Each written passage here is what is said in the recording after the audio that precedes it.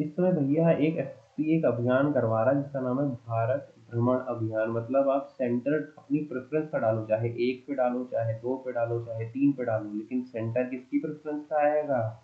SSC की preference का आएगा।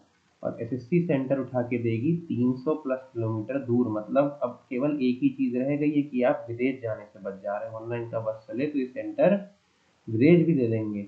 मतलब एक सरकारी नौकरी का फॉर्म की फीस इसलिए सस्ती रखी जाती है कि हर मतलब कैटेगरी का बच्चा उसको भर पाए इजली, हर किसी के लिए अवेलेबल हो वो।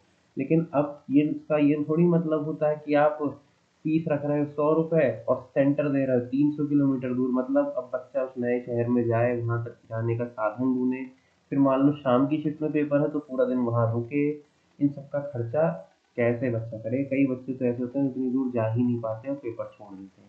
चलो यहाँ तक की बात भी समझ में आती है। अब हमारा टीसीएस तो पेपर करवा नहीं रहा, एडीपीटी करवा रहा है। इनका आज पहला पेपर था, पहले पेपर में ही इन्होंने गोल मार दिया सीधे। मतलब गोल भी ऐसा मारा कि भैया पवन गंगा एजुकेशन सेंटर 2 पे 24 तारीख का पेपर कैंसिल करना पड़ा। और रीजन दिया टेक्निकल रीजन। अब आप ये सोचो कि जहाँ इंग्लिश में बोला जाता है कि फर्स्ट एक्सप्रेशन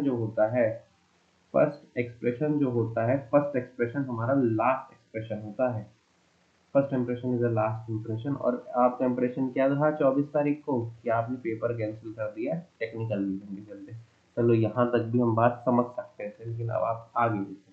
मतलब इसके चलते 24 तारीख से लेके जो भी 26 तारीख के पेपर थे पवन गंगा एजुकेशन सेंटर 2 पे, उनको कैंसिल कर दिया जा रहा है। और रीजन क्या था? एडमिनिस्ट्रेटिव रीजन थे।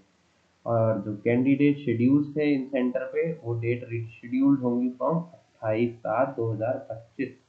मतलब एसएससी के पेपर किन हाथों में है?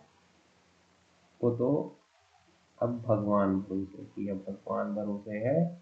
मतलब टीसीएस जैसे जो प्रोमिनेंट इसके सेंटर्स होते हैं, टाटा कंसल्टेंसी एंड सर्विसेज, के हाथ से उठा के यहाँ दे दिया गया है। और ये रहे first impression is the last impression के चीज़।